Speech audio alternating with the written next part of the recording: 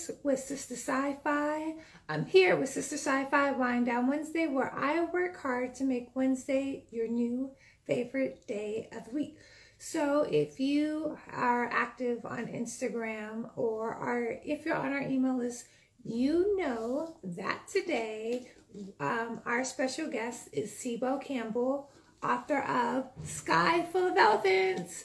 And we have co-hosts Keisha from the Blurred Library and Shaheem from Conjuring Literacy. Yay! So, yeah, and I'm right on time. They're right on time. So this, obviously, Sky Full of Elephants. We're also going to talk about Black Utopias and liberation and all that good stuff. Hey. Ooh. Hey, how are you? I'm wonderful. It's dark in my room right now. I just realized that as I came on. So I'm gonna see if I can brighten it up. Just give me 1 second. I'm gonna see if I can brighten it up here. No problem. And I also sent the invite to Shaheem. So Shaheem will be joining us in a second. Mm-hmm. Ooh, I'm feeling this green hair. Oh, how are you? I'm good. Oh, you're talking to Bruce. Huh? No, I'm talking to you. Okay. I'm really excited for this conversation. Yeah. This was an amazing. So good. Okay. Let me see. Yeah. Is that a little brighter? A little bit better? Yeah. Okay. Much That's better. that's probably the best I could do. I ain't gonna lie to you. So I have to tell you, I'm so excited that I'm here. One, like when this book came out, Sister Sci-Fi, when that landed in my email, I was like, "Are you serious?" Because big fan. So glad to be here. And Keisha, when I so people will send me reviews all the time of people talking about the book. The amount of times that I got your review sent to me was like, Really? "Oh yeah." So many people. I was like, I've seen it. I watched it 10 times. So thank you. Oh, I never even thought that people. It was good, man. It was good. I loved it. Oh, there goes Shy. Okay, okay. Because I'm trying to accept. So, do you see him? Yeah, Shy is in chats. Okay. I keep accepting your request. Let me actually send it to you. Like, yeah. So Shy, let me know if you see my request to you to join, because I keep accepting your request to join and nothing happened. Yay. So I want to say hi to everybody in the chat. So hey Vera. Hey Beauty in the Book Box. I'm gonna respond to your email like literally right after this. Okay, so go out and come back, but it'll work. I know Instagram wants to work with us today. Exactly. Top 3. Easy. Listen, This was that's major. That's major. There's a lot of good books out this year, so that's big time. Yeah, no, for real, I've had a great reading year for Skyfall of Hi guys. Hey. Hey. Hey, Ross here. This is amazing. Amazing. Right. Wow. Okay. Whew. So we're doing this. This has been months and months in the making. I remember.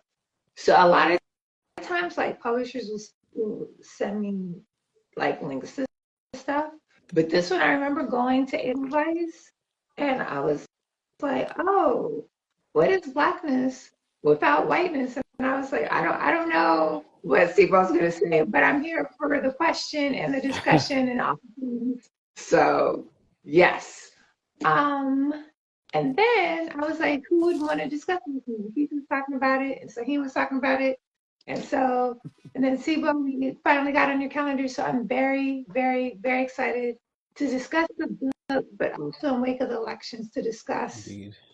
Black liberation, Black utopias, and how we create space for us to heal. So I'm excited about this conversation in lots of different ways, as I think so is the community. So before I go all up into that, let's do check-ins, let's do self-introductions. Let's ease into the kiki. Right. All right. Is it me All first? right. Um, So I'm Shaheen. yes, yes, you're I first. don't. Girl, I'm like, wait, sorry. I'm definitely not shy. So if it's me first, say it. Just let me know. Yes, Cebo, yes, All you right. first. Well, I'm Cebo. I'm the author of Sky Full of Elephants. To be honest with you guys, this is my debut book. So all of the things that I'm experiencing for the first time. And one of those things being the opportunity to speak openly about my feelings about Blackness in this country and Blackness all around the world. And I'm lucky that I've been able to travel. I own a creative agency in New York that works with luxury hotels. So I've quite literally traveled all over the world. I've been on almost every continent. And I've been to 48 out of 50 states. And every single one of those places is different. Obviously, geographically, it's different in terms of it culturally, but I'm Black in every single one of them. And so I have a unique perspective on how to, I think, a relatively unique perspective on what that feels like. And so I'm just glad that I get to now sit in a place where I can have those conversations because I think they're not only important, they're imperative if we're going to go to places that we want to go. Mhm, mhm, mhm. Agreed with all of that. And yeah, excited to see how your background in design and as a creative Mm. fed into like your author process. But we have the questions teed up. I also want to say hi to folks in the chat. So Clarence Hayes, I see you. Um, S. Cardigan, maybe. We see your question about is this science fiction? It's definitely Afrofuturism. So stay in the conversation. We'll answer that question. And then next, we'll go to Keisha for the introduction. Oh, okay. I was gonna say I was gonna answer that question about whether sci-fi Afrofuturism, but we can talk about that later. Um, my name is Keisha. I am the creator of the Blurred Library, where I talk about speculative fiction, which is the overarching genre of speculative fiction, as well as sci-fi, horror, fantasy, written by Black and Brown folks, marginalized communities. Um, I am very excited to be here. And that is all I have on myself.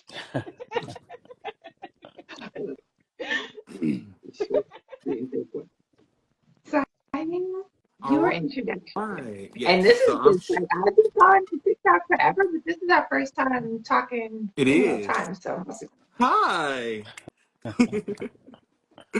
I'm yeah, but it's Shaheem. I'm Shaheem Williams, aka Conjuring Literacy. I am an English PhD student, English professor, digital humanities manager, which means I take pictures of art, all the things, and I'm fresh out of our art panel actually, where I evoked your book like 4 times. Oh, Lord. Um, That's so it. you're probably about to That's get some sales because they were I feeling it. They appreciate was feeling I it. appreciate that. I appreciate But that yeah, I'm excited to very be much. here. Like we actually missed each other in Atlanta. He was giving a book talk around the corner from Mhm. my Mm. office, and I was doing a panel at my office, and so I couldn't make it to his And talk. And so we were like, we have I to wanted to figure out come how we see can you. connect. Yeah, I And then wanted here to we are. We're connected. come and see you. I'm glad Come. that we're here now. I'm glad that we're Yeah, here now for sure. yeah, yeah. I appreciate it. Casey says hi, my friend, and I'm Hi, not quite Casey. sure. Hi, Okay, Casey. perfect. Um, okay, so the way it's gonna go, if you've watched the Sister Sci-Fi Wind Down Wednesday before, is that we have general questions. There's teed up. I was feeling a little grounded today, so Sibo, you got those in advance. But this, I'm excited for a very rich, multifaceted conversation. So of the four of us, and then also in the chat, you're part of this conversation as well. And then we'll close out with what is always my second favorite part of the live, the this or that. So I'll give you two options and you choose in whatever fashion feels good for you. And we'll talk about the choices. And that will be that. Um, so I have the first question. Um, I really loved in a world without white people, what does it mean to be Black? And when I posted that, when Sister posted to the internet, like we're crazy, both in a good way, and some people were deeply in their feels. What was the situation that percolated that question for you, Sibo? Um, yeah, that I love that question so much because there's a difference between the genesis of the book and the answer to that question in terms of timing. Like that's a question that's been in my mind for a long time. I remember the first time I went to see the movie Black Panther. I went uh, hilariously. I went to see it in the Hamptons, and it was on opening night, and I'm the only black person in this movie theater.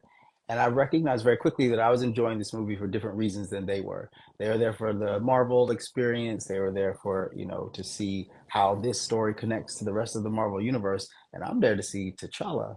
And I remember very specifically this moment where I recognized some of the choices that they made in this film, where they took where they tried to take our culture as if it had not been affected by colonization and pulled it forward technologically, pulled it forward spiritually, pulled it forward dynamically, it pulled it forward in terms of the villages and how they were constructed, the familial structure, all of it pulled forward as if colonization didn't exist. And as I'm watching this movie, I have this like profound thought, and then I realized everybody had this thought, and it wasn't as profound as I thought it was. But I thought T'Challa's only superpower, like his only actual superpower, is that he could talk to the ancestors. That's it. Like everything else, he's wearing a suit or he's doing this other stuff, but the ability to talk to the ancestors is what powers him. And I thought that's it. Like if we did not have colonization, we were trapped in that way. There are things in that are culturally lost in transition and lost in translation as well. And so I started initially trying to excavate some of those things and go, okay, if white people weren't here, like what would we have done? But as I walked out in my day-to-day life, white people are here, right? They are. And so the question then became, we cannot go backwards. We can excavate and uproot elements of our culture that are necessary, but we can't go backwards. So how do you take those things, bring them to this moment, and allow them to flow into your daily life? And it sort of created all these questions that I couldn't answer, and that went on for a very, very long time in my mind, and like as almost like a screen over my eyes as I'm like moving through the world. It was quite um, affecting, I think. And then, as the story goes, this is all true. I was in New York. I just moved to New York, and I was watching Ferris Bueller. I'm sure you've all heard this story. And then I still, even now, when I watch Ferris Bueller, even when I tell people this story, every single time I'll go, well, I'm watching this movie. We're all rooting for the mischief of this white kid. He's doing all the damage. He's like, stealing cars and changing grades, impersonating cops. But what if Ferris Bueller were Trayvon Martin? And every single time I say that, the whole room just goes like this, just like that, just like we all just did, right? And it's because we know the truth of that so acutely. We know exactly what would happen, and we know that that story wouldn't last. And so I wanted to create I want to, and I'm still working towards. I want to create stories that feel as if they are our culture independent of theirs, and that isn't to say to segregate. It is to say that we understand it, we can articulate it, we are connected in our value system, and we feel it all the time, and we do even today. And so I thought, okay, in order to get to those stories, if I'm going to write the Black Trayvon Martin as Ferris Bueller, I need to heal my own mind a little bit, and then that translated into white people walking into the ocean, and so yeah, that's how it happened.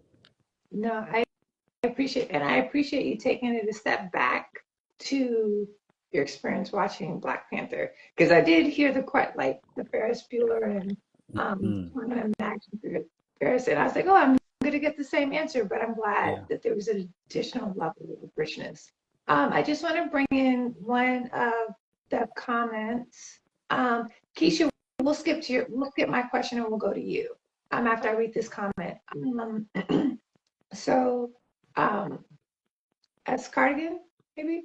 So sidebar, I'm not Haitian, but after reading this, I wanted to be so bad. They are the embodiment of Black resistance, saying my parents are from Ghana. And I was like, yo, Haiti's really doing it. For real, for real, for real. I'm obsessed with Haiti. I used to travel there. I used to go to Cap Haitian. I had a like we used to do like these boat trips where they would put up tents and things. It's a fascinating place, beautiful place, and I've sort of used that as a tool to like get into a little bit of the history of it prior to even knowing about how the Haitian Revolution completely transformed America. And everyone on this call, this is something like, as you leave this call, you should be able to articulate this in any scenario that you're in. There would not be an America if it was not for Haiti, and that is not a part of the American heroic story. That is not. You hear about like George Washington, but you don't hear about Toussaint, and you should. We should be able to go. He's one of the heroes of this country. There would be no California. I'm in LA, and there would be no California if it wasn't for Toussaint. And so I started to learn these things, and there are more stuff that I started to excavate, like that at a point in time, I believe it was in the 60s, maybe it was the 50s. Haiti had declared itself a sort of African nation in that, or a sort of African connection in that any black person that arrived there would immediately get citizenship, and they would use the sort of gathering of all those people to build up the country, and that completely got destroyed. And then I sort of started working backwards, thinking about how in the transatlantic slave trade they would come over, and obviously they were coming into the South America before they came into North America, but they worked their way up and they get to Haiti, and that was the last vestige of our connection to the continent prior to like a deliberate disconnection. And so there is history there that tracks directly back to the continent, both culturally, socially, it's all there. And so I just started studying it, and in so doing, I immediately just feel just an enormous amount of pride about Haiti and about Haiti's impact. That little island can change the whole world, and we don't talk about it in that context. And so I want to give it a shout out, but I talk about it everywhere I go because it's our history as much as we like. When you hear people like George, he chopped down the cherry tree. I'm like, yeah, Toussaint chopped all them down. Like, let's talk about both of those things. And so it energizes me. It gives me a lot of joy, and I encourage anybody that thinks of themselves as a citizen of the world, and certainly thinks of themselves as a citizen of America. Go learn about Haiti. They did it. They did all the stuff that people talk about. They did all of Yeah. Proud Haitian. it. Okay, talk about it. Talk about it. Love it. I did not know you were Haitian, but I'm here Yeah, like for it third now. generation, Yeah, Afro-Indigenous, yeah. so very muddy around here, but we proud nonetheless. I got you. I'm with that. I'm with that. All right. So I guess it's my question is, Let's go, Keisha. What you all got? right. So one of the things I absolutely loved was the model you gave for readers of community and how we are able to, like you said, excavate and figure out what we can keep and move on with. So I guess I wanted to say, what was the model for your community in O'Hare Airport in Chicago Oh, specifically? that's a good one because it's different than the model for when you get to Alabama. Yeah. And just for the record, yesterday I was in I had an event in LA, and it was the first spoiler rich event. So if I'm spoiling stuff, let me know. Like, stop me if you don't want me to spoil. But Chicago Hair was my mom's house. I mean, it was. You come to my mother's house. My mother's an extraordinary cook. She has a catering business, so she loves it, and she'll have. One day I'll show you a video because I shoot it every time I go home for Thanksgiving. It's rows and rows and rows and rows and rows of food for days. She's got the table set up in the backyard. She's got the tent. She's got the music. Everyone's there. So 70 people will come to my mother's house in the course of a day, and it goes all night. There's spades going. There's the TV's on and the stereo's on. And it's like noise everywhere, but it's electric, and it's a constant exchange of energy. And while for the most part, my mom isn't like she doesn't assign herself to Thanksgiving in the sort of American context. She does assign herself to an opportunity to bring everyone together, and to feel celebratory. And so we do. And so when I was writing Chicago, I thought, I want this to feel like you've walked into my mother's house and you weren't expecting it. And you get that food, you get the vibrancy, you get the music, you get the sound. And of course you're gonna get a spades game out of it. I was trying to decide spades or dominoes, but it had to be spades because like Yeah. I'm good at spades, very good at spades. And so I wanted that to be the case. But there was something that was a little bit deeper. So I had studied villages in Burkina Faso, and they talked about the synergy between education, and economy. And the way they describe it is really fascinating. They're like, when you're growing up in this village and you become a teenager, you start to identify problems within the village. And as you age into adulthood, you go off to college to go figure out a solution to that problem. And you can go anywhere you want in the world in an attempt to find the solution. When you find the solution, you return home to great joy and great honor, and that solution becomes your business. And so it's like a cyclical thing. And I really, there's, that's a very like simplified way of explaining, but it's in the simplicity that makes it really elegant. And so I was like, I think if there were no colonization, which is to say, um, the the the um, Roman capitalism, Roman invent of capitalism would be a part of our reality. How would we build our communities? Or we build them around? And I think it would be something like that. It would never lose its communal nature in that way. And so that was a little bit of it, but then that flowed more into Mobile than Chicago. Mm. Nice. I love that. Okay, next question. While at O'Hare, Charlie says, "It isn't the world we need to remake, it's how we see ourselves in it. Hmm. I have no idea how to do that." Later in the book, Charlie is given the tools to achieve this.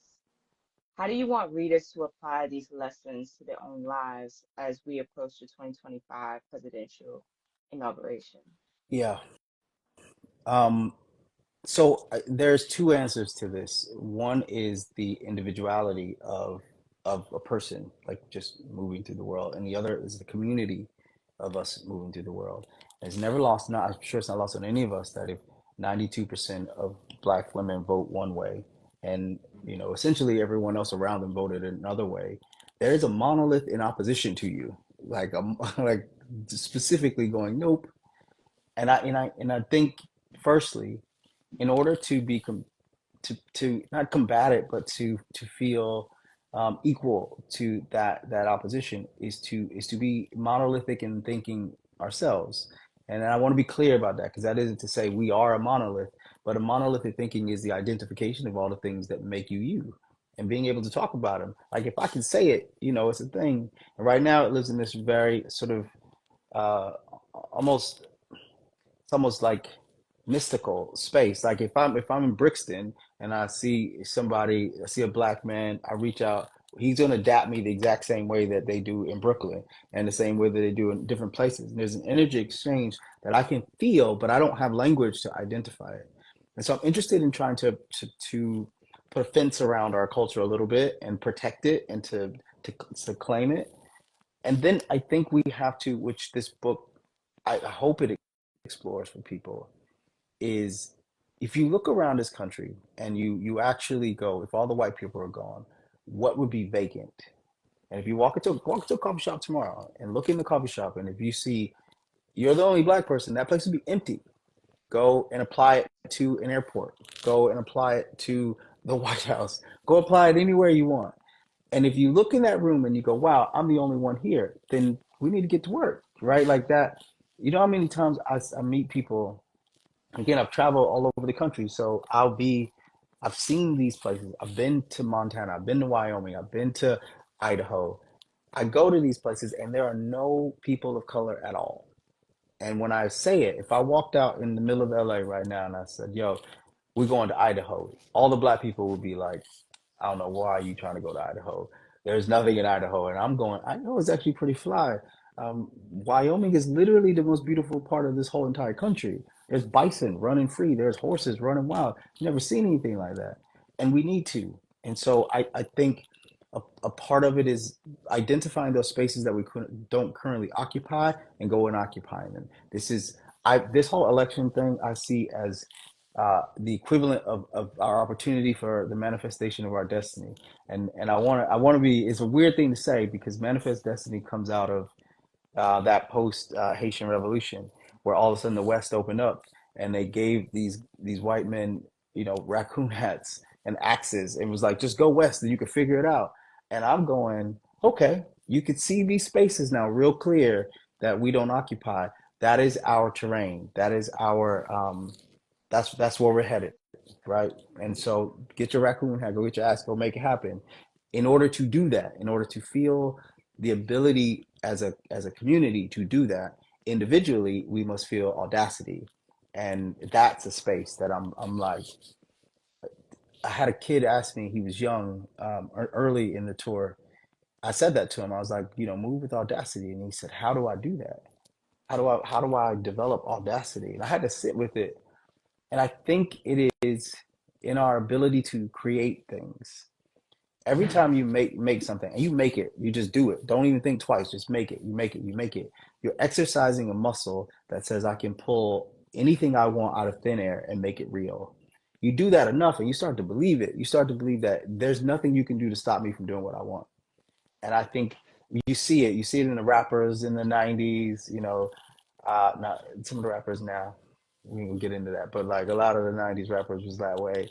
A lot of these businessmen, black businessmen who were like charging for it, the women who were like charging for it, and you go, there's something about in their mind that is turned all the way up, and they can move how they want. That's the thing I think we should tap into, which is already in us. It's our ability to express ourselves, to be creative, and so if you are audacious in how you move, you identify the spaces we don't occupy and head towards them. I think we'll change the whole country. Thank Part of that answer I didn't expect. I'm gonna bring in some of Sherry's comments. What I just because it's funny. I know that's true about us moving to spaces like Idaho. Mm-hmm. But Sherry says I don't have a green thumb and I can't make bread. So I get. I could teach you. Like I listen. I'm here for it. I'm into like in order to get my mind from out of writing all the time. I started baking. So like, listen, I'm here for it. I think it's important, man. Like I've gone hunting before, and I remember being like, I don't know anybody who's ever done this. I don't know anyone who's held a bow and arrow and shot it at something. All right, like that's crazy. What's up, Philip? I've never seen that, and to having experienced it, and then to go back to my neighborhood and to be like, yo, you know what they doing over there? They are feeding themselves because they know how to grow the wheat, they know how to mine the barley and turn it into whatever they want. The crazy thing is we've been doing that for a long time. That is a part of the culture that has been stripped away and slowly stripped away.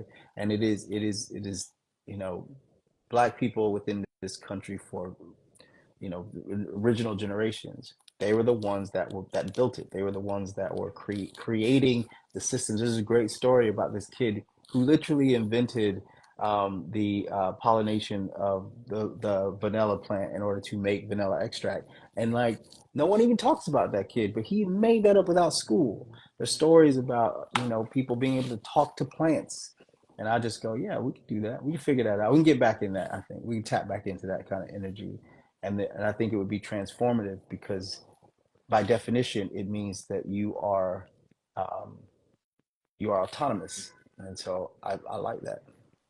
So make that bread, like let's get some like focaccia going on or something. Like let's make that happen.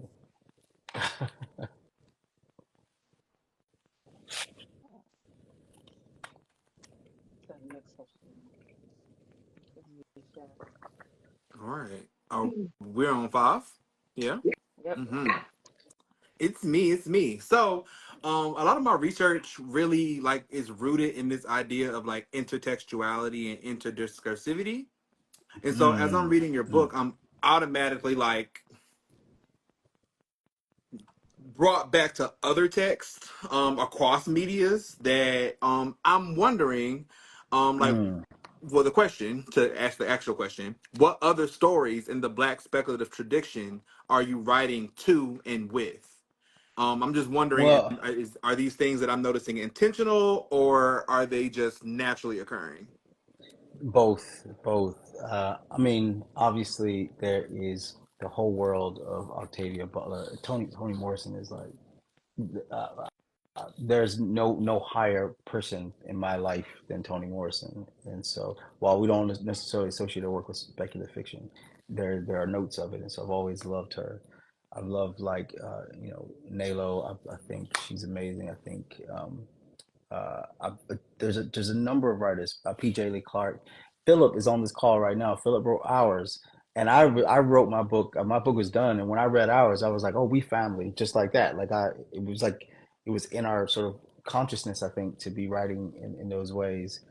And so I've always really loved speculative fiction in general, and it took me a long time to arrive to Black speculative fiction, which is I think a path that many of us take. Hmm. And so I remember reading like real heavy science fiction when I was young, and like an example is I was reading Princess of Mars when I was younger, and Princess of Mars was written in the 20s, and it was about I guess a guy that was in the army, and he ends up essentially being shipped to Mars by accident.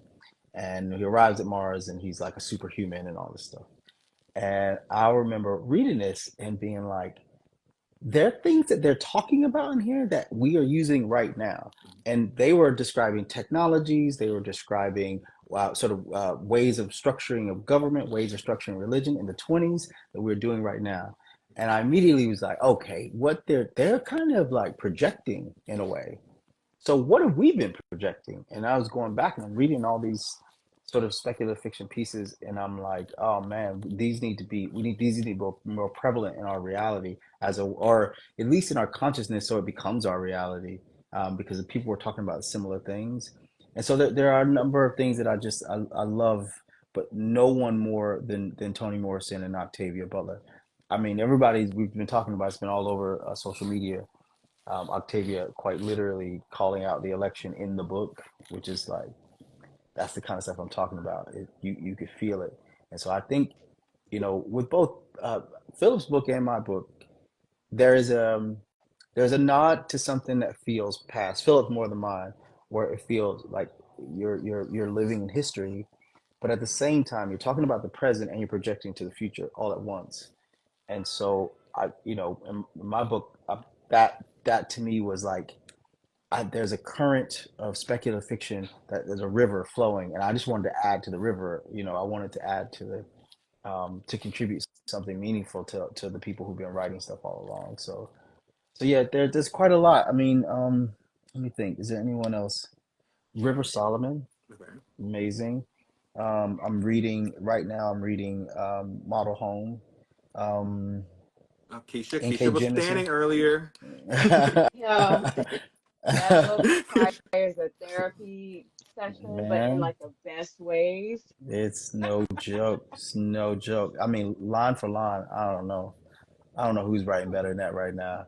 I current stuff. I really, really, really, really love. We Are Haunting. I think, man, I Tyreek is literally on. ate that up. Man, I did. Tyreek is operating at a high level. High level. Him and Philip operating at extremely high level.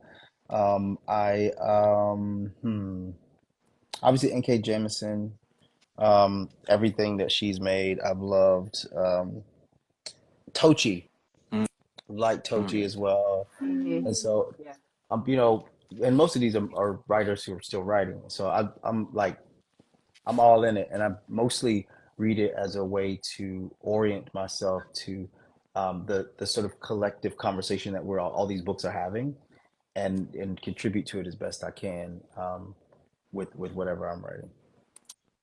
So can I follow up that with a specific question? Because I'm Of really worrying course, about one specific author. yeah, So hit I'm me. wondering, have you read Ishmael Reed, specifically the new Neo Hoodoo Detective duology, Mumbo Jumbo, and the Last Days of Louisiana I Red? I kid you not, Mumbo Jumbo is literally on my Kindle right now, and I've not read it. I've not read. You I have think to I've read read like the it. first 2 pages, but I haven't read all of it yet. You have to read it and really sit with the way that you are literally sitting at his literary feet and doing all the Mm. things that he probably could have done if he wasn't a bigot. I'll leave it there. Wow! Um, but Wow! there's lots of parallels, like Wow! from the inclusion of Haiti. Like there's so many parallels, and Wow! there's a paper coming when I finish my dissertation. There's a paper coming. Copy that. I'm excited. I'm gonna read it now. I'm gonna read it now, and I'll keep in mind. Bigot See, right there. for me, it wasn't just that. It was also Pauline Hopkins of One Blood. like the Mm. whole thought of Black consciousness and the Mm. obelisk, like, I immediately was there for that I didn't specific know scene. your connection. That's so for me, when I saw that, Shy, your question, obviously I thought of Ours by Philip because Mhm. you had that Black Utopia, which I Mhm. loved. I thought of Paradise by Toni Morrison because again, you have Mm. this Black Utopia. I also thought of Black No More, even though it's very Mm. different, right? Mm. And It's right here. Yeah. that I think we generalize anti-Blackness. So Wow. yeah, so then yeah, I was just like, to me, it's like this whole universe of like envisioning Black utopias, right? And what does it mean when we create and build our own self-sustaining communities, which had me really excited in reading Skyfall Elephants because when it happened, I thought I knew what was gonna happen in the book. I was like, I know what's gonna happen. Like, and it's that's not what happened. Like, and I was just like, the book, just Skyfall Elephants did such a beautiful job of like holding our black trauma, but optimizing it into something so beautiful and nourishing and gorgeous. It's very Anyway, kind. I could do No, this it's all very day, but kind. Very kind. Very kind. I will say there's two two distinct things that when people talk about the book, I don't. They were two most important pieces to me within the context of the novel. There's a moment early on where Charlie is driving and he meets Ethel. Okay, and that scene, he's driving through a burned wasteland that is all black. And when he arrives to Ethel, she's like, "I'm here to heal you. I'm here to feed you. I'm here to give you everything you need to get you on your way." She is a projection of his consciousness, his unconscious, going, you need to step into the black, get back to the black. And when you get back to the black, you'll be straight. The antithesis of that is when Sidney leaves, when her and Charlie leave, the first place that they come to is in Kenosha. They leave Oshkosh, come to Kenosha. It's spray painted all white in a sort of chaos of white, and the first person they encounter is Little in the KKK uniform, and he's holding Sydney, does not want to release her. That's her consciousness. That's her whiteness going, nope, nope, nope, nope. And it's crazy. It's crazed of the mind, and it's so crazy that it wants to own her. It wants. He keeps saying, "She's one of us. She's one of us." And it's a difficult thing to extract oneself from. She needed Charlie to be able to achieve it. And then, so that was one. And then the other was that there's a parallel with the beginning of the book and the end of the book, in that, without spoiling it, Charlie's at the beginning of the book, his initial scene, he is trying to teach everyone something, but doesn't feel of value enough to do that. He's got these kids in his classroom. He's trying to give them knowledge, but his conflict is keeping him from feeling like whatever he has to give them is substantive enough. At the end of the book, he feels total confidence to give the world the knowledge that they need to heal themselves.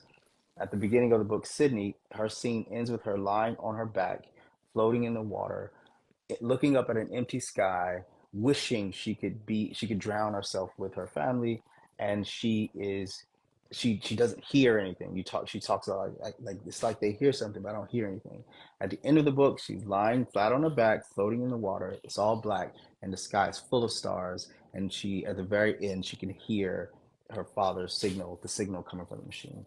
And so those two things to me, they were the hinge points for the entire narrative and the entire sort of, not the entirety, but the sort of range of the black experience, that it can feel like one a very conscious projection, that it feels like people talk about Ethel like they say she's an ancestor, but we put our ancestors before us to guide us forward. And so you're pulling something from behind you to be in front of you, and I like that image.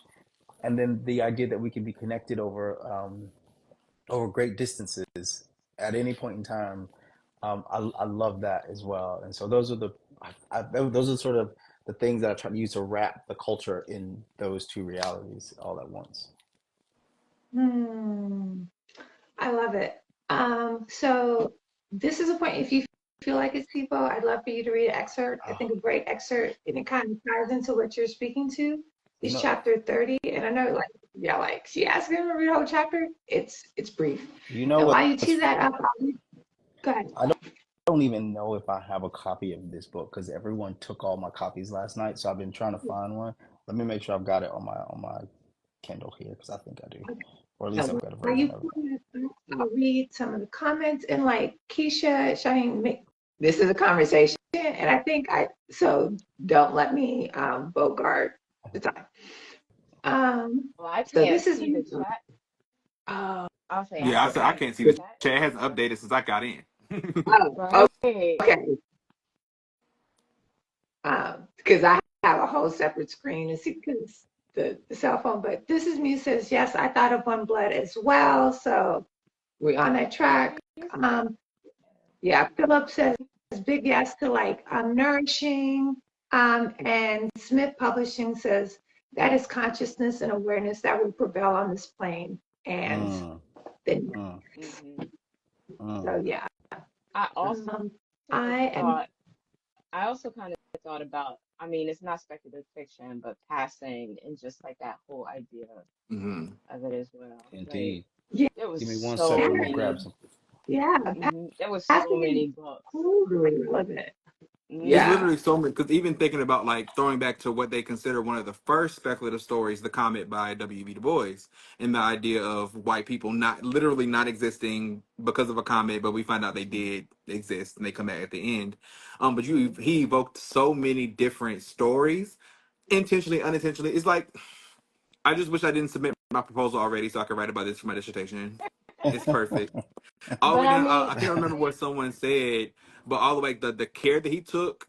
So like you're telling a story, and a lot of people like stories are means to the end, but throughout the story he weaved Mm, so many like learnable moments that didn't feel didactic. I didn't feel like you were trying to teach me this lesson, and like this was not the theme. This was like regular conversation, and I sat there and I said, you know what? He talking to me. that's it. That's And I have no, it. I but literally mean, that you. is beautiful, notes app right? full of quotes that I can't That wait to share with is my students.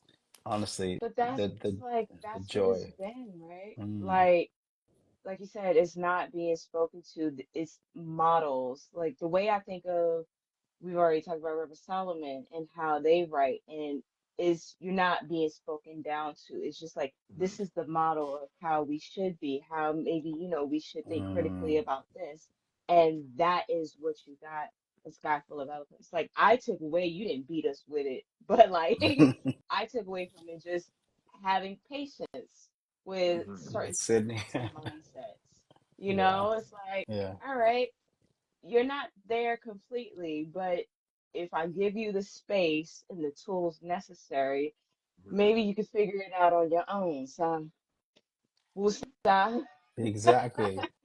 give There's a me thing space in to the figure book, this out. um, the Ashango bone, and so the Ashango bone is it's a real thing. Like I made that up, and how few people understand what that means. So the Ashango bone, they found it down the Nile, so it worked its way down, and when they find it, they immediately identify it's a codification of mathematical language. It's the equivalent of binary language in our computer, so it's computational. And they find this thing, and they're like, they date it. Initially, it's 5,000 years old, and they date it. The Greeks are 3,000. So if we believe Pythagoras to be the father of mathematics, which is not, but let's assume that we believe that, and that bone was doing binary code 2,000 years before his civilization was even started. That says a lot. And then when they dated it again in the 90s, they said it was 20,000 years old. And so you mean to tell me that we were capable, which of course we were, of doing both computational mathematics and doing it based on lying on our backs and looking up at the stars? That to me is the profundity of that type of statement and that type of truth is bigger than anything I can write. I just want to create a doorway for us to go. That did happen. No one's making that up. They did happen. That being said, I do appreciate you being patient with Sydney. The amount of DMs I get about Sydney, oh my gosh, Mm. the amount of Mm. DMs, and I'm like, It was the Oh, days I for didn't say me. I was patient with Very, her very, per se. She she just she taught me to be patient with others. I mean, very. um, I'm sorry, but Sydney needed several slaps in the book, in this book. I was with the way she spoke to her father. I'm just reading it. I'm a stay judgment free on Sydney in this I chat. mean, there, I want to say to all the people who are on this call who write, who read and who write, you know how hard it is to write a character that is universally everyone feels the same way when they don't like them. It's hard. It's hard. It's hard. Hard. Hard. And there's a motif in the book, and I'm really, it makes me very happy, Sha, that you can acknowledge these. Like, there's a lot of layers that I'm aware of, and some things I'm not. But I'm like trying to lay these things in without it being too heavy. But there's the motif of the lavender that you see all the time, and oftentimes it's mostly associated with Sydney. The motif is meant to remind you to have grace for her, because that's, I mean, the lavender is, the idea is that it's grace. It's like, just have grace. She's trying to figure it out. She literally watched a whole family walk into the ocean and drown, and had to spend a year in solitude dealing with that. And you got to see her consciousness. So little is her consciousness, and that's how bad it is up in that girl's head. There's a lot she's got to unravel, and thankfully she had Zoo. Zoo was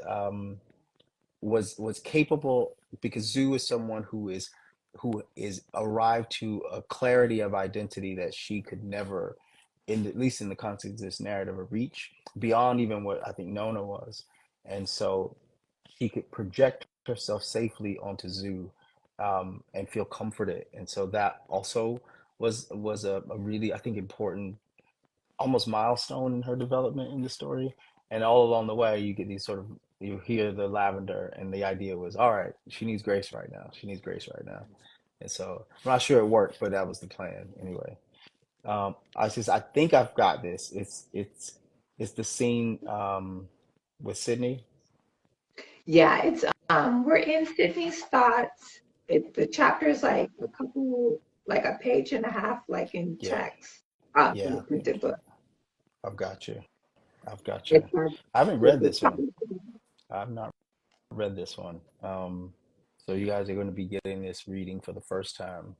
Um, and there are times when I read pages out loud to myself, when I'm writing it, and I didn't read this out loud to myself even. So you're getting it for the first time.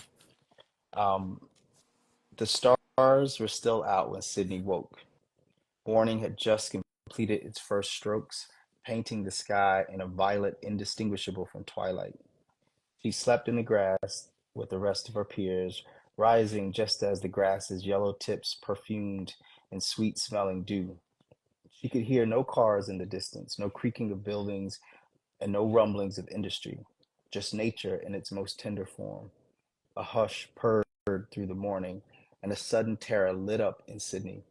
She sensed ghosts in the land, their whispers. Was she awake or dreaming?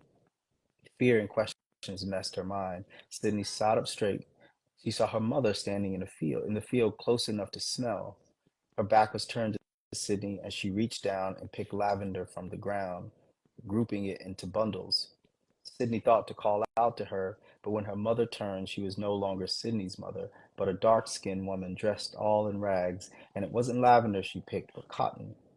When the woman was no longer alone in the field, but surrounded by others, then the woman was no longer alone in the field, but surrounded by others, more women, children even. And then there was a sound in the air, a cattle bell clanging in the distance. All the expressions of all the people in the field transformed, just like our mothers had at the stove that morning, hearing the sound of fate that could not be stopped. Nothing any of them could do but walk towards that sound. Death one way, death the other. Walk. Nothing they could do but walk. Only one of them stopped and turned back. The dark-skinned woman looked right at Sydney, the terrible sadness on her face too much for Sydney to witness, so much so she nearly got to her feet, if only to stand shoulder to shoulder with the woman, company to soften her terrible fate. The woman nodded, and Sydney understood. Right and wrong. The us is in our blood, the roots in the dark. Ancestor. Sydney closed her watery eyes to an unsolvable conflict as black as the morning. I'm glad you asked me to read this. Last night, someone literally asked me about this.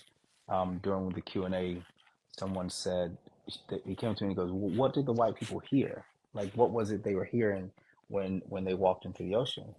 And I told him about that scene. I said, there's a scene in the book where there's a group of enslaved people on a plantation, and the cattle bell is being rung, which is true. When the cattle bell is rung, they had to go towards it, they had to go to the house or go wherever it was, and that bell was both an acknowledgement of the reality of the great terror in their lives that they cannot escape. They couldn't run that way because they would die, and if they go towards it, they're dying. And I wanted that feeling of I can't stop this. I, I see. I wanted them to feel that. I wanted white people to go, I can't stop this feeling of the confrontation with what has happened across the history of this country to these people, and it was done by my ancestors. I needed them to feel it and feel it all at once, and it would feel like those black people that were on that plantation when that bell rang, and all they could do is walk towards it. They didn't have a choice. So I'm glad you Mm. had to do that.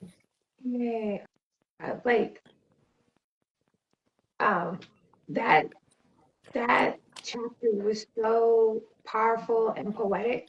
And it just so happens that Philippus is too. Like when you say that sky full of elephants and ours are cousins, like it's that same different songs, but for me it feels like the same rhythm or Mm, genre, like mm, different songs with mm. Afrobeat, and Definitely, my brain went to dance and moved to both of them. So definitely, definitely.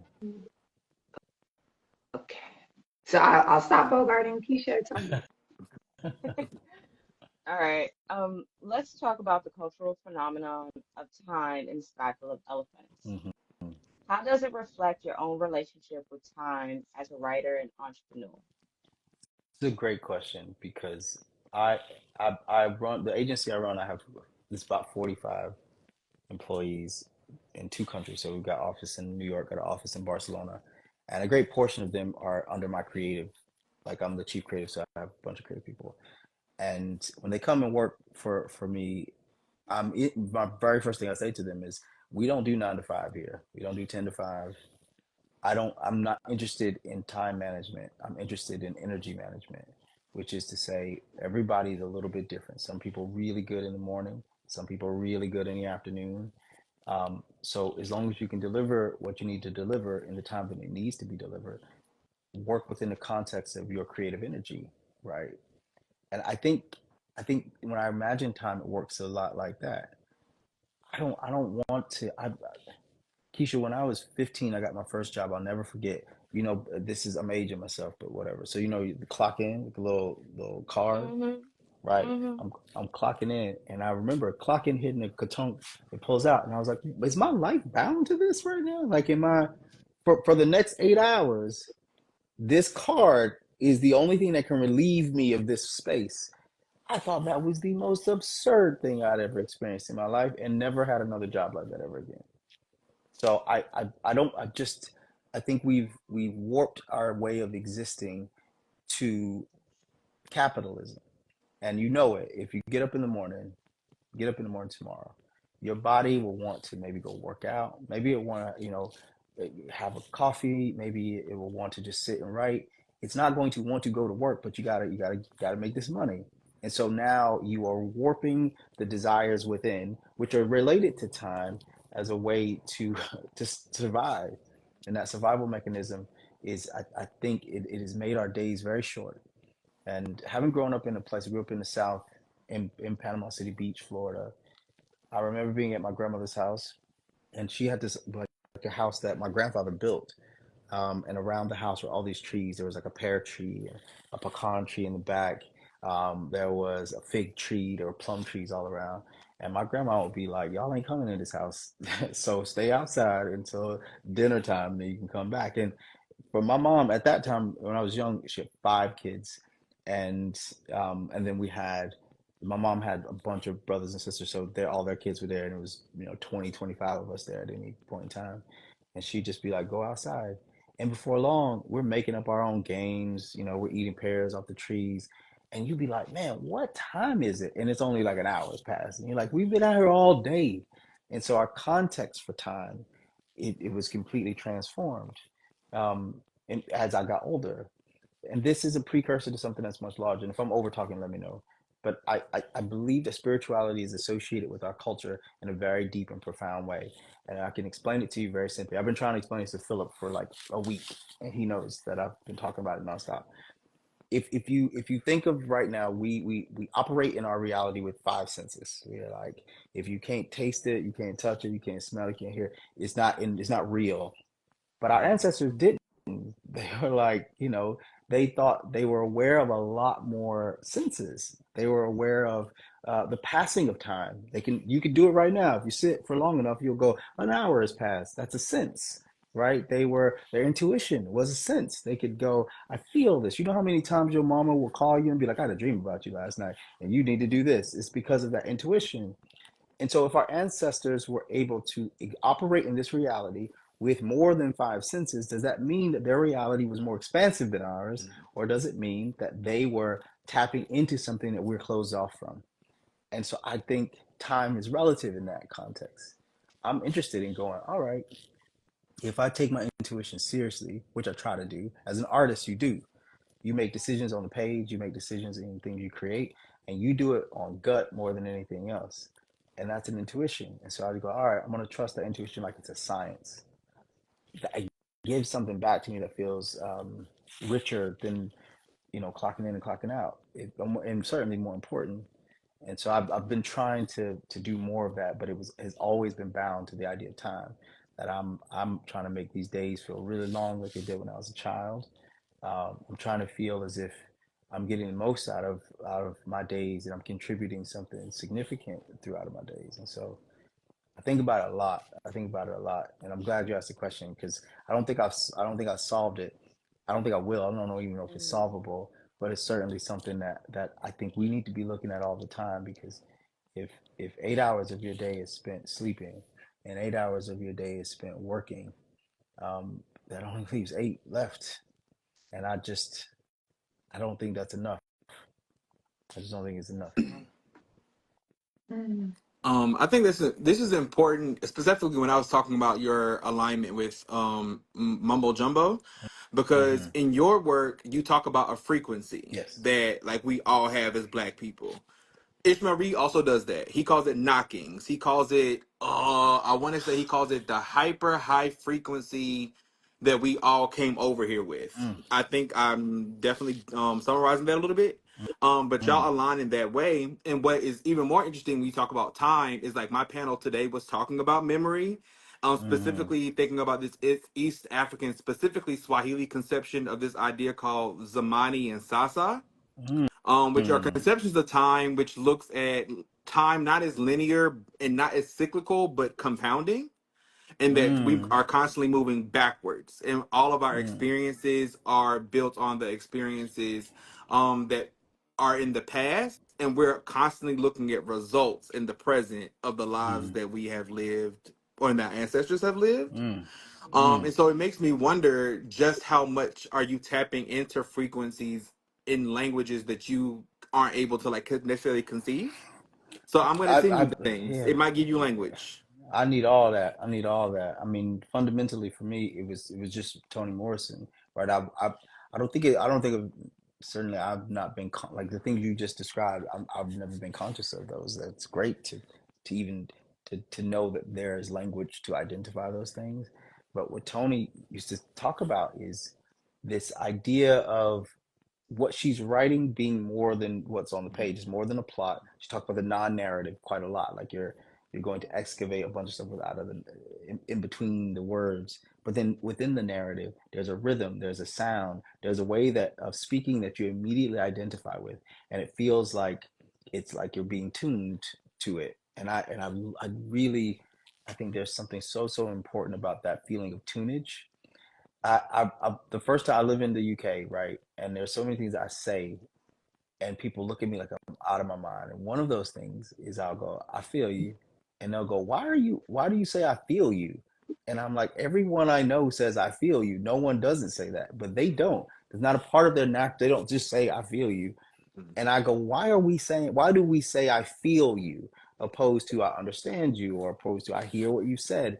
Because I think that there is something that you feel. You feel an energy that comes off of a person, and that's a part of that tunage that I'm talking about. And so I certainly, very conscious of it. I'm interested to know um, more language around how to articulate it.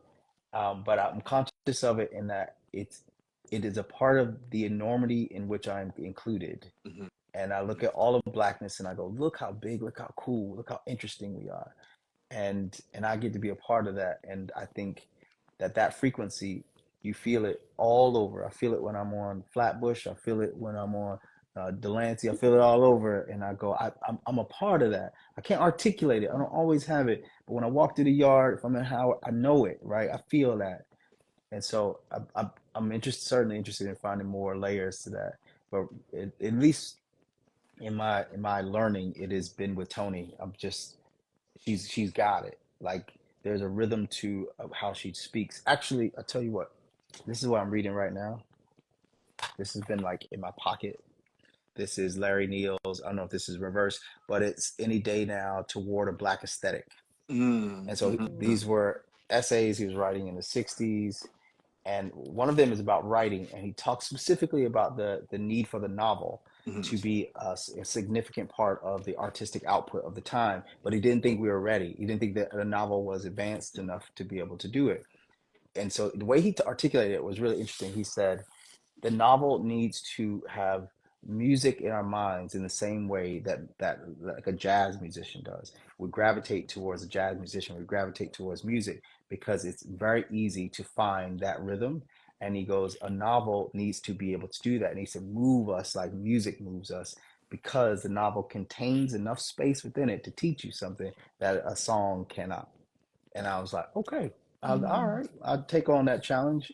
But he said at the time people had not achieved that yet. Thank you. They hadn't achieved that yet, and so I'm interested in trying to achieve it, because what he's talking about is similar to what you're talking about, contained within a bound piece of work. right. There's rhythm, there's language, there is frequency, in the same way that a message could be sent across the stars and you could pick it up 2 years later, and it's as if it's happening right in front of you. As you said, the past Mhm. is we are living the results of the past, and I think that that's true. But this those results are certainly the past contained, and so I'm interested in sort of capturing that frequency within the work, and then Ironically, Larry Neal informs my work specifically toward the black aesthetic, and I want to affirm you really. in saying that they conjured you. Zora Neale Hurston conjured you. James Baldwin conjured you. You're doing Oh the my work, and we love that. man, I don't know compliments better than that. That's heavy. Thank you for saying that. That's cool. That's cool to think that, all the writers that I love, that their work informs all of our work. And I don't really think about it in those terms, but hearing you say it, it's like, yeah, it's cool. I'm into that. We're into that. I see you, Philip. I don't think I'm got my eyes on you, Philip. And you guys have to know Philip is my brother. I love Philip to death, and he speaks the way you speak, and I just think you could put you brothers on a stage anywhere, and you're gonna either be a preacher or a conjurman. It's gonna go either way, and I'm into it. All right, so I guess that's my question next. Outside of the many other books that we've discussed, um, are there any other supplemental works that readers should be, they should look into Mm. before, during, or after reading Sky Full of Elephants? Yeah, Paradise is first. Um, the opening line of Paradise is, they kill the white girl first, for the rest they can take their time. That's literally that was the inspiration for They Kill Themselves, all of them all at once. Mm, So those are synonymous. I definitely think Ours. I talk about it in jest, but like what Philip has done, it feels like Philip's book is the past and my book is the present. It really does feel relational, and so I think definitely think that. I think Wretched of the Earth. Um, in anything by Fanon, read that. Like, um, what is it? Black Skin, White Mask. mhm. I think I always mess that up. I would read any of that, and then I would encourage you to like go outside of some of the Black authors that we all love.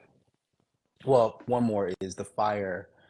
it's the fire. I think it's the fire this time. It's the Mhm. collection that was done by Jessamine Ward.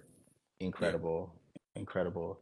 But there's some philosophy writers that I've read that aren't really talking about blackness or even race, but they're just looking at the culture of the world in general, and I find those really fascinating, if for no other reason to know what it is that we are within the context of this book, what it is you're removing and what it is you're taking away. And so an example is there's a philosopher, his name is Baudrillard. He's a French philosopher. He wrote this book called America. This was, I think it was in the 80s.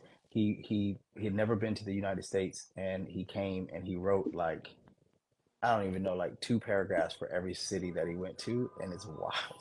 That dude hates America. It was crazy. And so I think it was fascinating to read that. And I think if you read it and then you see Charlie moving through the country, I think it just creates a really interesting juxtaposition. Um, I would say I really, when I was writing it, I was way at the time I was reading a lot of N.K. Jemisin, and I think she's on to something, obviously. And then any Octavia Butler, because she's like the mother of N.K. Jemisin, so to speak. And so I think those are great.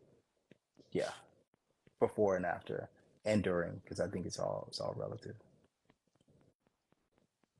I love it. I love it. I love it. Like I have so much to say, like about like that calling out of the parallel of the opening lines between Paradise and Skyfall Elephants Mm, just makes me so excited as a Toni Morrison, Octavia Butler fangirl. mm. See, Any that's the Toni one. Morrison, anyone, read it. Doesn't matter what it Yeah, is, just read it. yeah. I dropped as many of the books as I could pull in real time in the chat, but I'll share recaps of this conversation, so that will be one of the ones that I share, and then I'll Nice one, have more time to like nice one. link the books. Um, Um, I don't We're not on think 10 there's. already, are we? Yeah. Huh? what? I said we Yep, we're aren't on on question 10 10. already, are we? Mm-hmm. Yes. Oh, we are. Wow, Mm-hmm. Yeah, yeah. we're moving. We're Oh, moving we through. We're Yeah. moving through. okay. We've been moving. All right. Um. So my question is, did you build the plot around key events, or did the narrative flow naturally as you worked at it?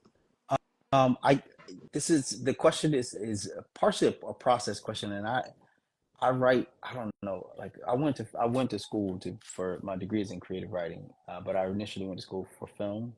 I went to school on football scholarship, so I wasn't trying to do anything but score touchdowns. And then I went to school I was trying to go for film, and so I find that I like the idea of set pieces, but the way I work is I build a sandbox for myself, and that is to say, I have an idea of what I want, but I need to get to the ending so that I can see the whole thing. I can see the full map, and so I will write one sentence for every chapter until I get to the end, and then I'll go, okay, here, this is where we are, and that is like the framework I can work within, and it might modify, and I'm all right with changing it, but generally speaking, it contains all of my passion that I'm trying to get to. And within that sandbox, I'll start to like fill it with photography, like images, because I'm quite visual as a creative, and it helps me to describe things with a bit more clarity because I can, when when I had Vivian in my mind, maybe it was because of Black Panther, but it was the Queen of Wakanda in my mind, right? It was when I was doing Charlie. I said this to someone else, and the half the room was like, "What?" and half the room was like, "That's perfect."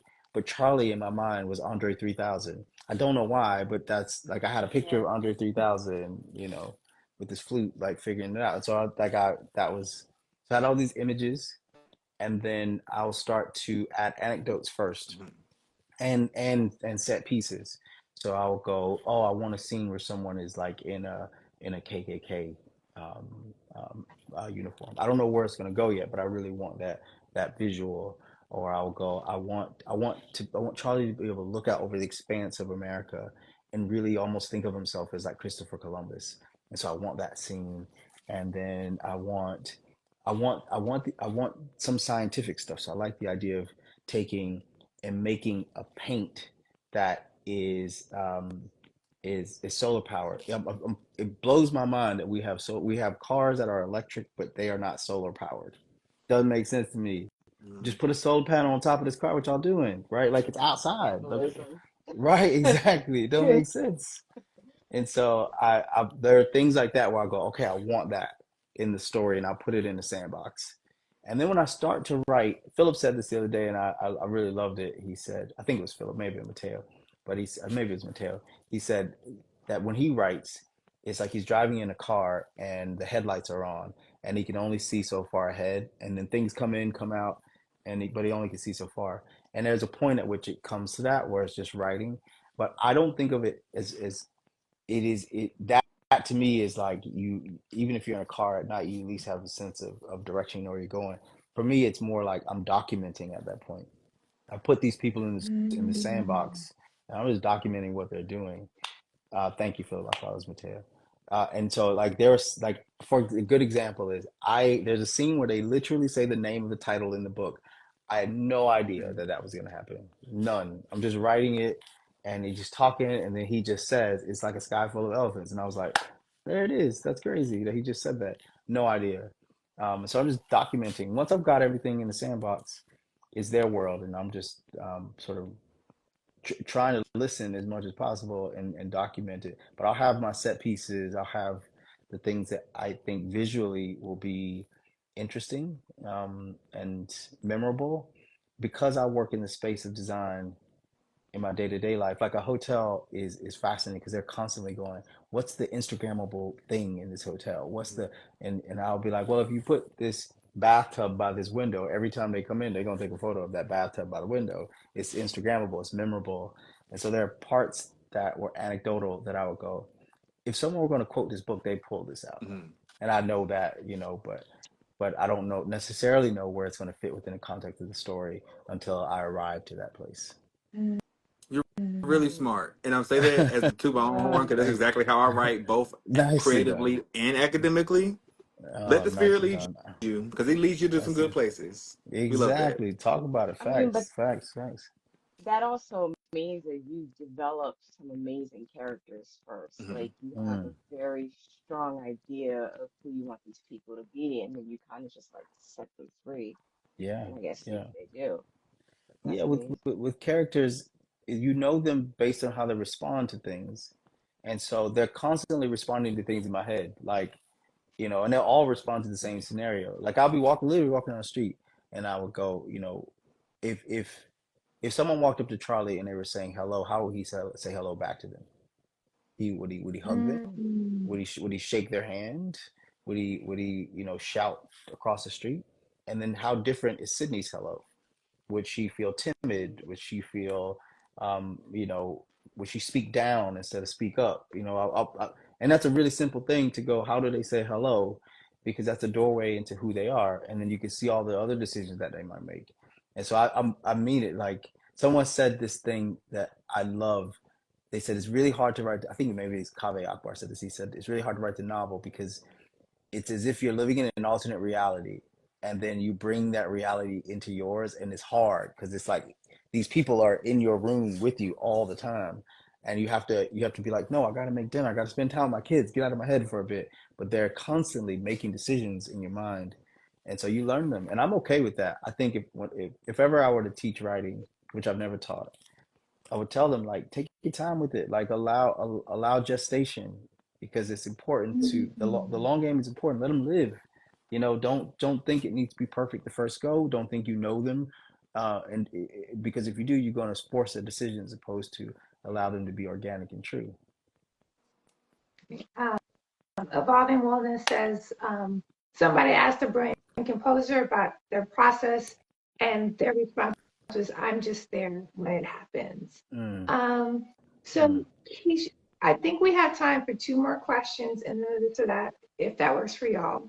Hmm. So Keisha, if you can ask Sherry's question about science fiction, and then Shaheem, if you can ask the question about how this book has been received, and then we'll transition into this or that, if that works.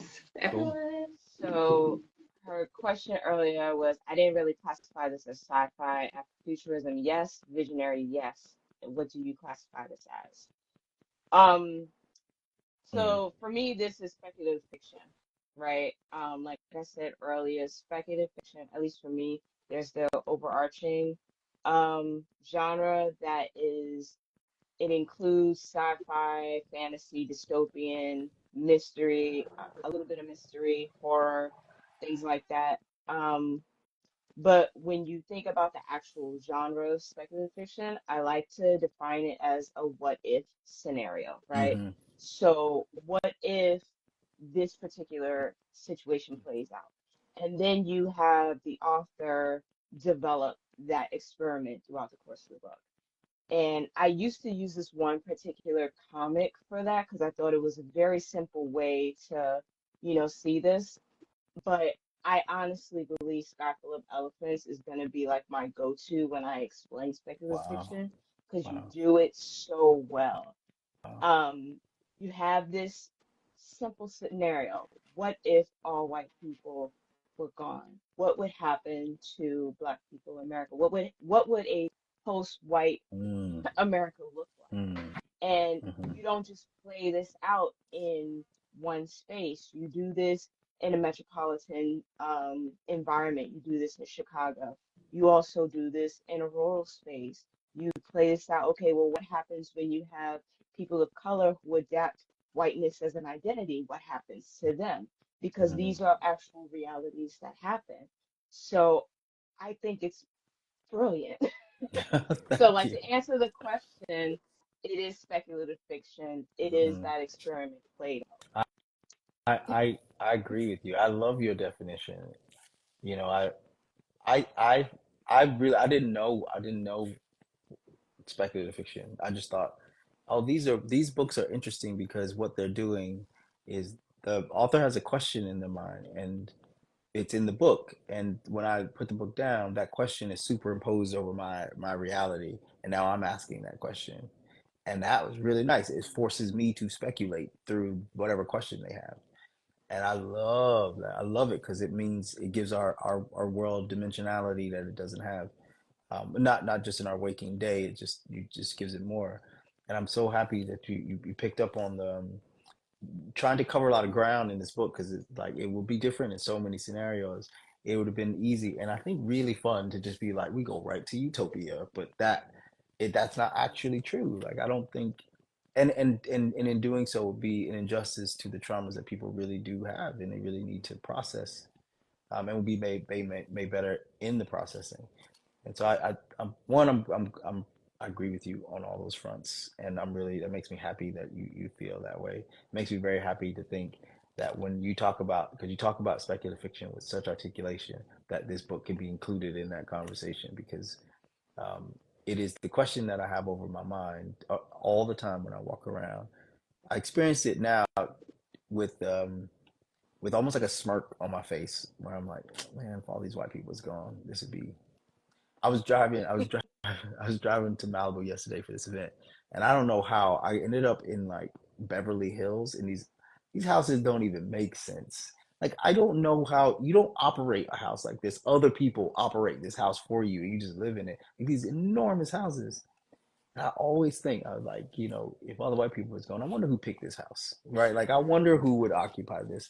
If I drive past, you know, a beautiful ocean front, I'm like, I wonder who would just put their house right here because you don't feel like you can right now. And I think if we keep asking that question, eventually we'll go, actually, what is stopping me from having that house? What's stopping me from deciding to do what I want to do? And then, you know, getting active and doing it. And I think it's the questions that are they are the prerequisite to achieving those things. And so I love it. I agree with you. And now I'm like, yep, speculative fiction, done. It's over. Like, don't ask me no more questions. It's speculative fiction. So I'm with you. But like, that's If the I was to beauty throw in, of. like, I guess speculative theory, I think your Mm, work mm. aligns most. If I was to put most, I think I want to put most in quotations with Afro surrealist horror. In the same vein, if you Ooh. think about like Sorry to Bother You, Supercell, Mm-hmm. They Clone Tyrone. They have the same like general aesthetic of looking at some type of like ontological issue. In this case, is the ontological issue, white people, Uh-huh. um, Mm. and like Well said. subverting it and Well exploring said. what that looks like when we go into this speculative element. Mm. And but in like the reason why I was going back and forth between the idea of like, is it just Afro surrealism or is it Afro surrealist horror? But when we look at the ways that the white passing people Mm. responded to, Mm. there is where the terror and the horror Yeah. aligns. Even with thinking about the places that you don't necessarily explore, like looking at some of the blackout places like New Orleans that we don't necessarily make it to. Mm-hmm. We don't know what those people are experiencing.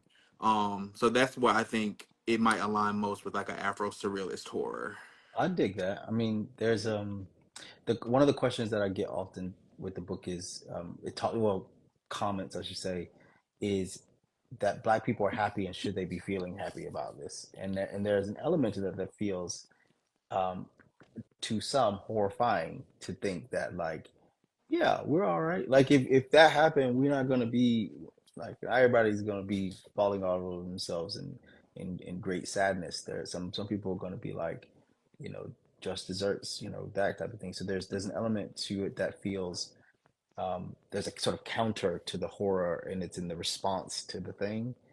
I I also shot my literal next book is a horror book. So like when we get to the other side of this, right? Mhm. When both books are in comparison, we can decide which is like, does this now fit this? Okay. Because I'm a big horror fan. I'm a big I like not in like I do like slashery stuff. I grew up on those things, but I like the stuff that's is deeply psychological. When Get Out came out, I Mhm. almost lost my mind. I don't know how many times I've seen Get Out. Oh, I don't know how many times I've seen it because it's so well done. And so I want to create something like that. And my book, the new book, is centered around possession and the idea of being possessed or embodying something. And I like the juxtaposition of those things. So we will decide if it's horror on the other side of me actually writing something I'm like definitively horror. And we'll see how it I'm scales. I'm excited. excited. You get yes. me I have going.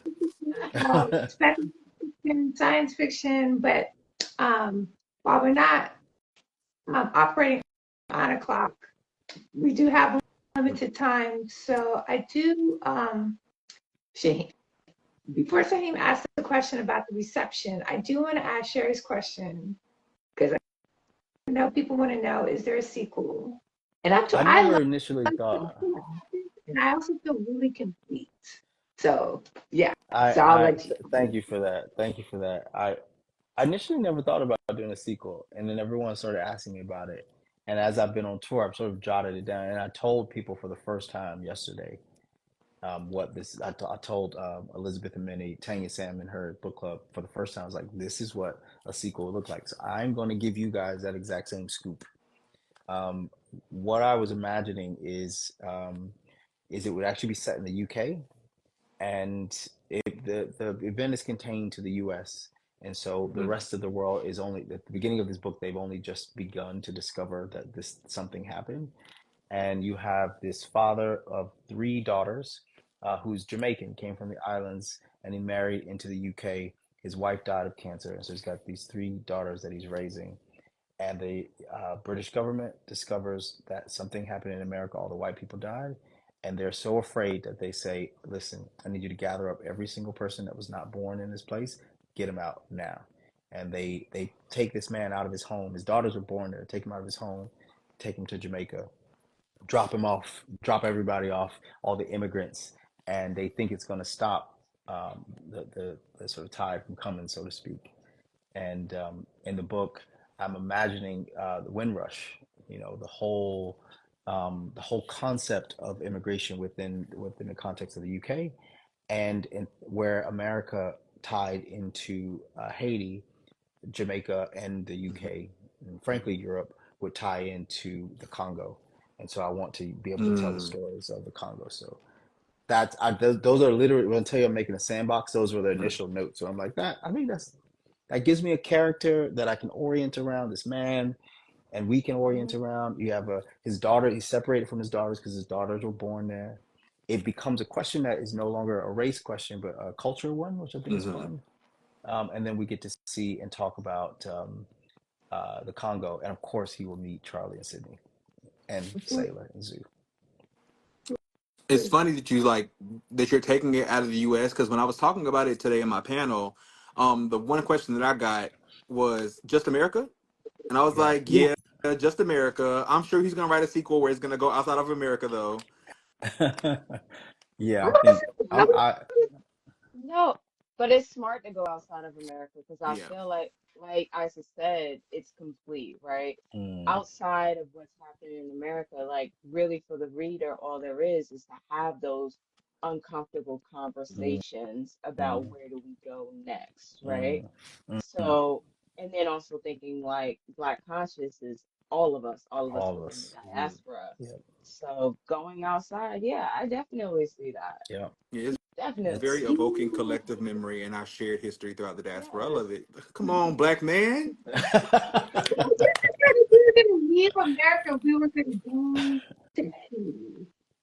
mm, mm. But I I'm reading anyway, either case, right? And I think the reason why I am so worried about like, and this is because I'm a warrior, the longevity of like what we found in Mobile. I was like, if there's a book, and also because I read too much Octavia Butler, because this is what Octavia Butler would do. Mhm. Like I'm like, oh no, like Mobile is gonna like it's gonna do something, right? It's gonna be like Earthseed, and I'm gonna have to talk to mm. my therapist about it. No, no. But I am a no trauma writer. I'm not trying to have no trauma. I'm trying to have joy. And this, frankly, there was a definitive choice to make everyone uncomfortable with the idea of going to Mobile in the same way that if you saw a black man, like we've been trained, if you see a black man walking on the street, like Shaf, I saw you walking on the street, I'm supposed to move to the other side of the street because there's danger. And I'm like, one, that's my man. Like it's all love. And I'm consciously, if I'm walking on the street and I see a bunch of young black kids, I'm making eye contact. What's good, young man? Like that type of stuff. So they don't feel that. And so I wanted people to go, Mobile's going to be terrible. Alabama's going to be terrible because that's what we've been trained to believe. And then you arrive there and you go, this is the best thing I've ever seen. And then there's a fun juxtaposition. It's quiet in the book, but at the very beginning, you're in DC, you're Howard, everybody's living. We're in a yard. It's beautiful. It's still a sort of version of Americana. By the time you get to Mobile, you forget that you're in America for a minute. You sort of separate from American ideals. You certainly separate from what we think of as American culture, at least Midwestern and some of the Southern culture, until you get to Orange Beach and you're like, wait, Starbucks? And you forgot about Mhm. Starbucks. And you suddenly remember, oh, drive-throughs. I forgot about drive-throughs. And all of a sudden that feels really uncomfortable for us, the juxtaposition, or it feels unnatural to the world that we were just in. And so I wanted all those things to be the case because it needed to be a challenge to how we see ourselves in the world.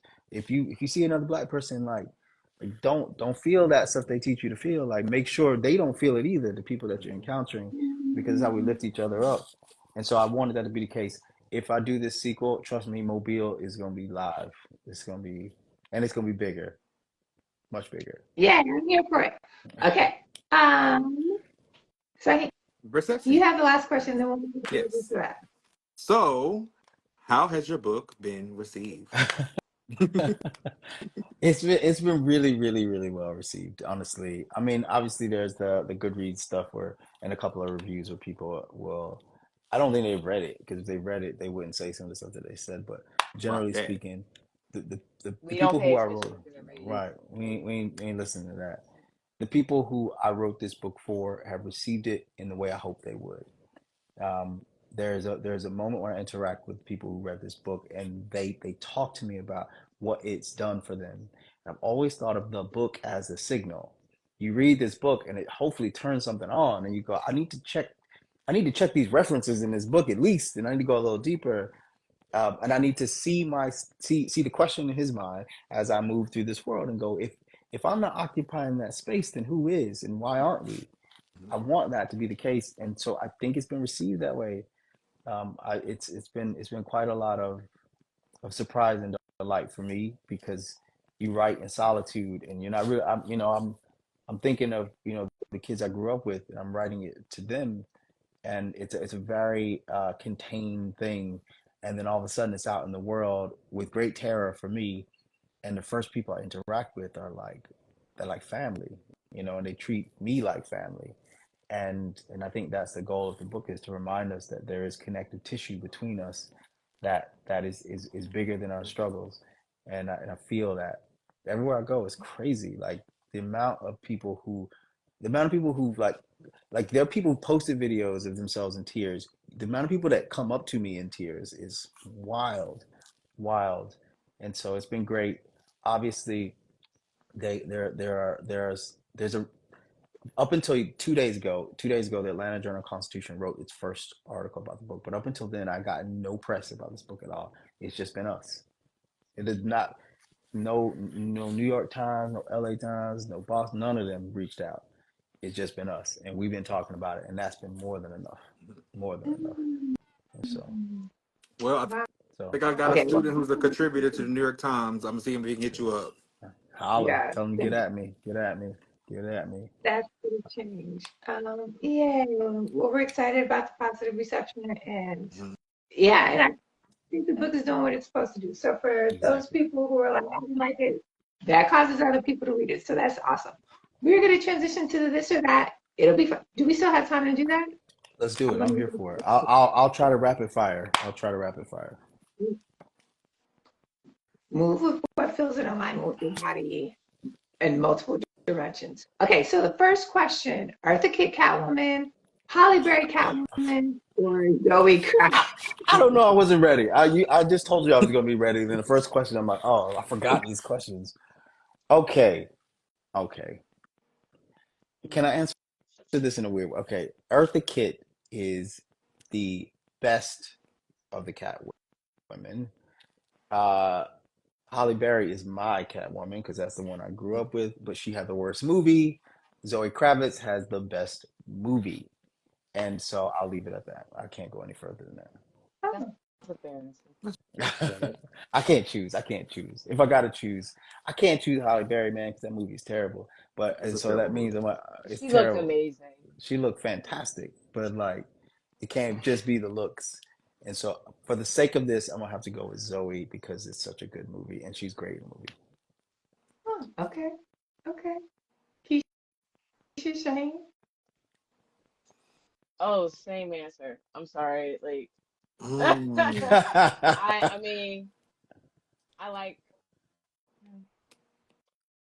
I love Eartha Kitt, just period. But She's Yeah, got the I have to go perk. with That's Eartha the Kitt. thing. I haven't watched the most recent Zoe Kravitz movie because I'm so anti-cinema right now. Um, Mm, so I have no I dog in mean, the fight. So I'm gonna say Eartha Kitt. it's I was Eartha Kitt, extraordinarily but well I done. also admit I have not watched the Zoe movie. Like, I think I asked a question and somebody's like, you have to add Zoe Kravitz. And I was like, oh, okay. So now I'm watching the movie so I can answer my question. Okay. Next question, Janelle Monáe or Erica Badu? Tough Erykah Badu. question. that's Also, not fair. it's Erica Badu. Can I Mhm. just say one thing about this? And I know I'm supposed to go rapid fire. I have this question that I always ask people when I'm having dinner, and the question is: pick someone that you really, really, really want to be friends with. And they can be anybody in the history of the world. But in order to be friends with that person, you have to recommend a movie that will make them want to be friends with you. And my go-to Mhm. person is always Janelle Monáe. And I'm like, Yeah. yeah, but when you put her up against Erica Badu, I want to listen to all Erica Badu's. Like, I want to, like, she's Erica Badu. So I choose Badu, but if I want to be friends with someone, it's going to be Janelle Monáe. And and I suppose the movie I would recommend would be like, I don't know, like School Days or something. Huh. Mm. Huh. Because I think I mean, like, I'd be like, you already watched it. I know you love it. Let's watch Right. Purple Rain. She'd be like, That's how'd you know? right. She watched Purple Rain too. You Yeah. know she has. See, I say Okay. Janelle Monáe. I love her. Janelle Monáe, you can't lose. You can't lose. Yeah. Mhm. Supercell or they clone Tyrone? They cloned Tyrone. I hated Supercell's ending. Mm, Fair, fair, fair. And yeah, they cloned I'm gonna have to Tyrone. go Fun with. fact: I'm in it, but you can't see me because I'm looking out my window out my apartment. Oh, Yeah, my apartment. Wow. So the scene Wow. where they are riding down the street in the Cadillacs, Yeah. they pass by my apartment, and I remember looking out the window like, why are these cars going by my apartment? That's And I zoomed crazy. in and I literally saw my window Yeah, like peeking open. I love it. I love it. I love it. I'm gonna go with They Clone Tyrone as well. Just aesthetically ridiculous. I like Supercell. I live in England, so like I know some of the people in that show, and it's a good show. I glossy, and I think that They Clone Tyrone feels a bit more like got some meat on the bone. Okay. Okay. Keisha, what did you Fair, say? yeah. I didn't say anything. I love Supercell. I love the disability aspect of it. I loved how they integrated, sickle cell into Definitely. everything. Mhm. Um, I want to root for them because, It's Like the put end. it It's out there. literally the Put it last out 10 there. seconds. I mean, the 10 minutes for me. yeah, Everything else, I was like, yes, yes, okay. yes. 10 minutes. I'm gonna say because I was complete with They Clone Tyrone. Like if they don't make a sequel, I'm fine. Mm. But I Mm, need to know what happens next with Supercell. mm. Therefore, I will choose Supercell. Mm. That's it. It's all good. Only reason. It's all good. And I mean, the conversation here has been so rich. Usually I read the chats. So I saw some votes for Erica Badu. I didn't see any votes for Catwoman, which is weird. And it looks like Court Doggy Dog enjoyed Supercell. So I will not vote on that one. This will be the last one. I'll take, okay, I'm asking a question. There's no money on, we're not paying like space, there's dominoes, we're not shooting craps, like it's okay, right? I take Butler or Toni Morrison. You Butler. can't be putting these type of questions out and I have give to say that Butler. prerequisite. I Yeah. I've got to say Tony. There's no one above Tony in anything as far as I'm like in the history of writing in the world, right? Like the great people claim Shakespeare's greatest writer. I claim Toni Morrison, and so no one's better. Even though Octavia, Fair. I want to be friends with Octavia. I want Toni Morrison to be like my grandma, but I want to be friends with Octavia.